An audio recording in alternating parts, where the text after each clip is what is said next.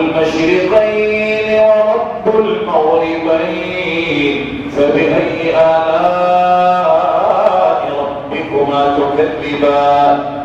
مرج البحرين يلتقيان بينهما برزخ لا يبغيان فبأي آلاء ربكما تكذبان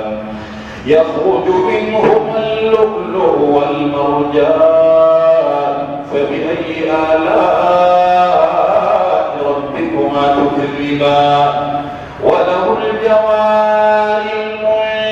المنشآت في البحر كالأعلام فبأي آلاء ربكما تكذبان كل من عليها فان ويبقى وجه ربك ذو الجلال والإكرام فبأي آلاء ربكما تكذبان يسأله من في السماوات والأرض كل يوم هو في شأن فبأي آلاء ربكما تكذبان سنفرغ لكم أيها الثقلان فبأي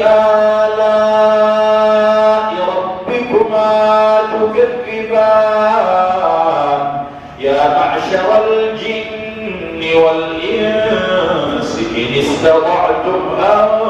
تنفذوا من أقطار السماوات والأرض فانفذوا لا تنفذون إلا بسلطان فبأي آلاء ربكما تكذبان يرسل عليكما